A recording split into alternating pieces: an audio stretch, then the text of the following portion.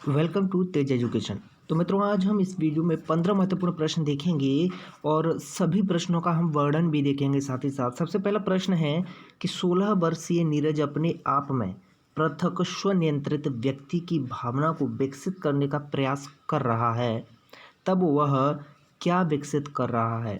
नियमों के प्रति घृणा विकसित कर रहा है, या स्वायत्तता, या फिर किशोरावस्थात्मक अक्कड़पन, या फिर परिपक्वता?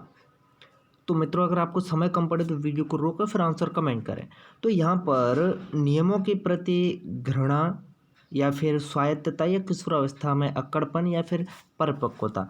तो यहाँ पर विकसित कर रहा है क्या? स्वायत्तता। वह स्वायत्तता प्राप्त करना चाहता है। 16 वर्ष की उम्र में नीरज जब अपने आप में पृथक स्वनियंत्रित व्यक्ति की भावना को विकसित करने का प्रयास कर रहा है, तो इसका अर्थ है कि वह स्वायत्तता प्राप्त करना चाहता है, स्वायत्तता प्राप्त करने का प्रयास कर रहा है। ओके, देखिएगा, नीरज स्वयं में स्वायत्तता की भावना का विकास कर रहा है। अगला प्रश्न है कि बच्चों की झूठ बोलने की आदत को हम किस तरह से सुधार सकते हैं? काफ़ी महत्वपूर्ण प्रश्न है और हर प्रैक्टिस सेट में हमने जितने प्रैक्टिस सेट कराए हैं, कहीं ना कहीं ये प्रश्न पूछा जाता है। तो उन्हें दंड देकर, या फिर झूठ के कुप्रभावों पर भाषण देकर, या सच बोलने वाले बच्चों के उदाहरण देकर, या सच बोलने वाले बच्चे को पारितोषिक देकर। तो इसका सही जवाब है कि सच बोलने वाले बच्चों को पारितोषिक देकर आप जो बच्चे झूठ बोलते हैं उनकी आदत को क्या है? सुधार सकते हैं। अगर यहाँ पर देखिएगा, अगर यहाँ पर ये विकल्प नहीं होता कि सच बोलने वाले बच्चों को पारितोषिक देकर, तब हम इस विकल्प को चुनते अधिकांशतः कि सच बोलने वाले बच्चों के उदाहरण देकर। ओके, उन्हें क्या है? उदाहरण देते। चलिए आगे बढ़ते हैं।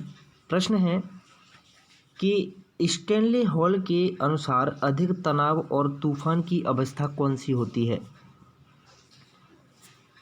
स्टैनले हॉल के अनुसार अधिक तनाव और तूफान की अवस्था कौन सी होती है? प्रौढ़ावस्था, बाल्यावस्था, किशोरावस्था, या शैशवावस्था? तो इसका सही जवाब है कि तनाव और तूफान की अवस्था होती है किशोरावस्था।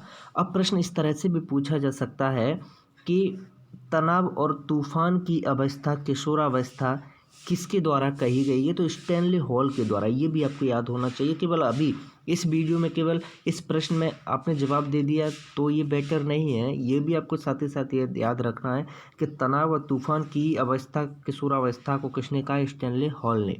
आगे बढ़ते हैं। अगला प्रश्न है कि रचनात्मक उत्तरों के लिए क्या चाहिए होता है?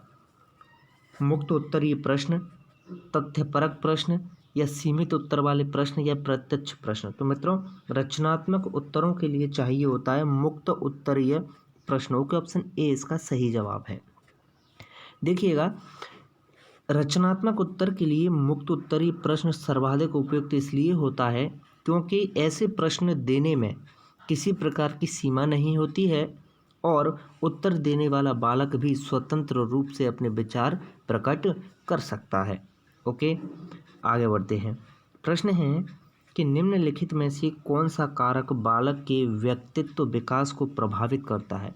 बालक के व्यक्तित्व विकास को प्रभावित करने वाला कारक बताना है। पहला कारक आनुवांशिकता, सामाजिक वातावरण, भौतिक वातावरण, या फिर ये सभी हैं? तो व्यक्तित्व विकास को प्रभावित करने वाले कारक ये सभी होंगे, आनुवांशिकता, सामाजिक वातावरण और भौतिक वातावरण। Is that clear? आगे बढ़ते हैं। प्रश्न है कि थॉर्नडाइक का कौन सा नियम सीखने में पुरस्कार और दंड के महत्व को बताता है? सीखने में पुरस्कार का क्या महत्व है, दंड का क्या महत्व है, ये किस तरह से अपनी भूमिका निभाते हैं, किसमें? अधिगम में या सीखने में? ये थॉर्नडाइक का कौन सा नियम है? तत्परता का नियम, अभ्यास का नियम, प्रभाव का नियम, या उपरोक्त सभी? तो मित्रों, इसका सही जवाब है प्रभाव का नियम। Okay, option B. आगे बढ़ते हैं। अगला प्रश्न है कि निम्नलिखित में से किसका विकास किशोरावस्था में नहीं होता है? अहम केंद्रितता, तर्क शक्ति, अभिरुचियाँ, या प्रेक्षण की योग्यता? तो किशोरावस्था में जिसका विकास नहीं होता है वो है प्रेक्षण की योग्यता। ओके, ऑप्शन डी इसका सही जवाब है। देखिए, किशोरावस्था में प्रेक्षण की योग्यता नहीं होती है। ये जो गुण होता है वो बाल्यावस्था का है।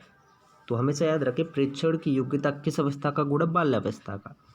इसके अलावा अहम केंद्रिकता, तर्क शक्ति और अभिरुचियाँ, ये तीनों ही किशोरावस्था के गुण हैं। किशोरावस्था में व्यक्ति क्या करने लगता है? तर्क वितर्क करने लगता है, अभिरुचियाँ पैदा हो जाती हैं, अहम केंद्रितता रहती है, जो ऊपर हमने देखा था कि स्वायत्तता की भावना का विकास होने लगता है। आगे बढ़ते हैं। प्रश्न है कि समस्यात्मक बालक के व्यवहार में परिवर्तन लाने हेतु आप क्या प्रयास करेंगे? तो भाई समस्यात्मक बालक के व्यवहार में परिवर्तन लाने हेतु हम प्रयास करेंगे कि बालक के वातावरण और दृष्टिकोण में परिवर्तन लाने का प्रयास करेंगे हम। ओके, ऑप्शन ए इसका सही जवाब है। अगला प्रश्न है कि निम्नलिखित में से कौन सा विशिष्ट बालकों का प्रकार नहीं माना जाता है? ओके, विशिष्ट बालकों का प्रकार नहीं माना जाता है। पहला कि धीमी गति से सीखने वाले बालक, या सृजनशील बालक, या शारीरिक रूप से विकलांग बालक, या साधन संपन्न बालक। तो विशिष्ट बालकों की श्रेणी में नहीं रखे जाते हैं साधन संपन्न बालकों के। ऑप्शन डी इसका सही जवाब है। आगे बढ़ते हैं। देखिएगा, विशिष्ट बालक वे बालक होते हैं जो सामान्य बुद्धि एवं शारीरिक क्षमता वाले बालकों से भिन्नता प्रदर्शित करते हैं, जैसे धीमी गति से सीखने वाले बालक। ओके, आगे है। तो ये प्रश्न क्या था? विशिष्ट बालक नहीं है, प्रश्न यही था। तो ये तो विशिष्ट बालक में आ गया। अब आते हैं सृजनशील बालक। आगे धीमी गति से सीखने वाले बालक, सृजनशील बालक, शारीरिक रूप से विकलांग बालक, सामाजिक रूप से विकलांग बालक, ये सभी कौन है? ये सभी होते हैं विशिष्ट बालकों की श्रेणी में आते हैं। और साधन संपन्न होना विशिष्टता का परिचायक नहीं है। Okay, is that clear?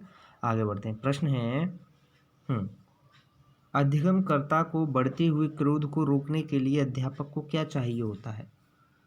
तो अधिगमकर्ता में बढ़ते हुए क्रोध को रोकने के लिए अध्यापक को चाहिए क्या? साधन संपन्न बालक। क्या? साधन संपन्न बालक।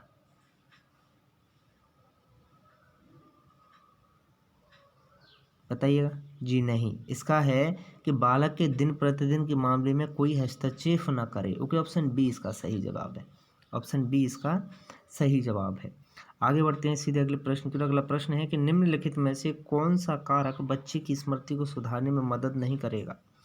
तो बच्चे की स्मृति को सुधारने में मदद नहीं करेगा अभिप्रेरित विस्मृति का सिद्धांत। ओके, अभिप्रेरित विस्मृति का सिद्धांत अभिप्रेरणा स्तर के निर्धारण में सहायक होता है, न कि ये स्मृति को सुधारने में सहायक होता है। अगला प्रश्न है कि सामान्यतया लड़के और लड़कियों में शारीरिक विकास की निम्नलिखित विशेषता प्रेक्षित की जाती है। तो उनमें प्रेक्षित की जाती है कि लड़कों की अपेक्षा तीव्र गति से विकास होता है लड़कियों में। ओके, लड़कियों का शारीरिक विकास क्या है? 2-3 वर्ष आगे होता है। आगे अगला प्रश्न है कि विद्यार्थियों के अच्छे मानसिक स्वास्थ्य को बनाए रखने के लिए क्या महत्वपूर्ण नहीं है? तो विद्यार्थियों के अच्छे मानसिक स्वास्थ्य को बनाए रखने के लिए महत्वपूर्ण नहीं है पाठ्यक्रम को दोहराना। ओके, ऑप्शन बी इसका सही जवाब है। प्रश्न है कि निम्नलिखित में से कौन सी शिक्षण अधिगम से संबंधित समस्या है? शिक्षण अधिगम से संबंधित समस्या आपको खोजनी है। तो शिक्षण अधिगम से संबंधित समस्या है कि विषय वस्तु को समझने की समस्या। अगला प्रश्न है कि एक बालक पहले पूरे हाथ को, फिर उंगलियों को तथा फिर हाथ और उंगलियों को एक साथ चलाना सीखता है। यह उदाहरण वृद्धि और विकास के किस सिद्धांत को दर्शाता है?